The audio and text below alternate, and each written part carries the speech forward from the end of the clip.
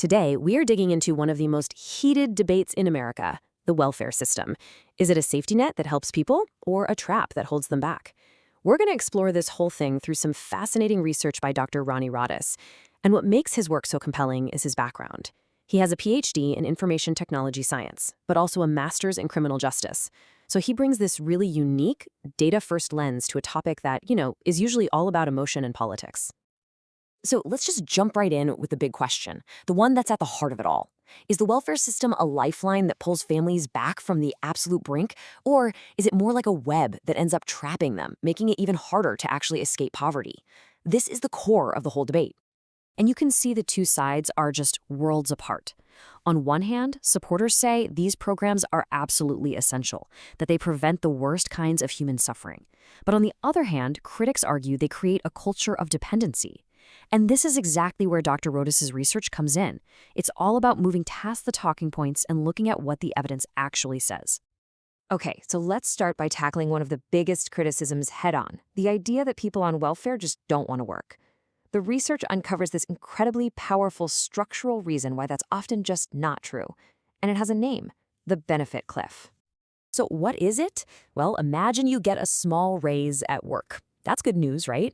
But what if that little bit of extra income pushes you over a rigid threshold, a threshold that makes you suddenly ineligible for your childcare subsidy or your housing voucher?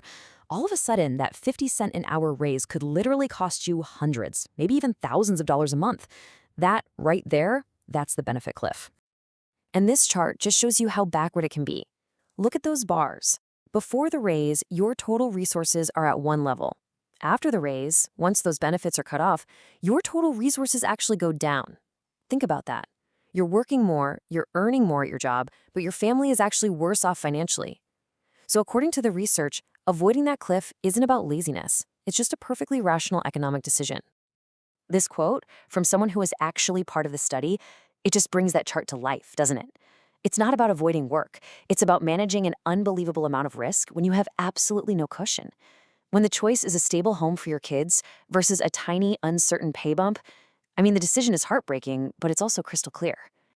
So this brings us to the next really big finding from the research. And this one challenges that whole stereotype of a welfare lifestyle. The idea that people just choose to stay on benefits for generations. So what does the data actually show? Well, it turns out that long-term dependency is the exception, not the rule. For most people, welfare is a temporary bridge. It's something they use to get through a specific crisis, a sudden job loss, a serious illness, maybe leaving a bad situation at home. And the research shows most people get off the system within just a few years. And what about that story we always hear about widespread fraud, about people gaming the system? This chart on overpayments for food stamps, or SNAP, is so telling. Just look at that tiny little sliver for intentional fraud. It's almost nothing. The vast majority of problems come from really complicated paperwork, honest mistakes by recipients, or even errors on the administrative side. That stereotype of the widespread scammer, the data just doesn't back it up. So if it's not a welfare lifestyle, then what really keeps people on assistance? The research points to these very real structural barriers. It's not a lack of will. It's a lack of childcare you can actually afford. It's not choosing to stay home. It's that your work schedule is all over the place, or the bus just doesn't run late enough for you to get home from a second shift. And as we've already seen, it's that very real fear of falling off the benefit cliff. These are the things that actually trap people.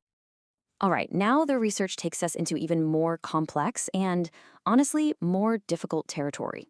It's about how the system is experienced differently, especially in Black and Latino communities.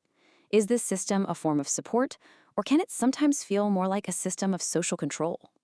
So first, the numbers. They show clear racial disparities. Black and Latino families are more likely to need welfare assistance. But the study is really careful to point out this isn't a cultural thing. It's a direct reflection of historical and ongoing gaps in wages, wealth, and access to good, stable jobs. The welfare system doesn't exist in a vacuum. It operates inside this much bigger context of inequality. And this finding from Dr. Rodis's work is just incredibly powerful. It really gets at the human experience. For a lot of recipients of color, the welfare office isn't a place of help. It's a place of suspicion, of surveillance. They feel like their families are being judged, and they're constantly afraid of losing everything over one tiny mistake. And that can turn a system that's supposed to be about aid into something that feels deeply oppressive. So, given all these complicated problems, from the benefit cliffs to these feelings of oppression, what does the evidence say we should actually do? Okay, let's pivot from diagnosing the problems to talking about the solutions. How do we turn what can be a ceiling into a real springboard? Based on all the evidence, the research lays out a pretty clear 5-step path forward. First, flatten those benefit cliffs so a raise is always a good thing. Second, integrate the supports that people actually need to work, like affordable childcare and transportation. Third, tackle the bigger issues like housing segregation that limit opportunity. Fourth, pull back on the punitive surveillance that just creates fear. And finally, number 5, change how we even measure success. Move away from just cutting the number of people on welfare and towards helping families achieve real long-term stability. So, after all of that, what's the big takeaway from Dr. Rodas' research? It's this: both sides of the big debate are actually a little bit right. The welfare system is an essential lifeline that saves millions of people from absolute catastrophe. And the way it's designed right now, it can also create constraints that make it incredibly hard for people to get ahead. It's not one or the other, it's both at the same time. And that leads us right here with this final critical question. We know the system is a paradox. It's a lifeline that can sometimes feel like a trap. So the real challenge for all of us isn't whether we should keep it or get rid of it. The challenge is, how do we redesign it based on the evidence to make sure it becomes a true springboard? How do we build a system that doesn't just catch people when they fall, but actually helps them bounce back up?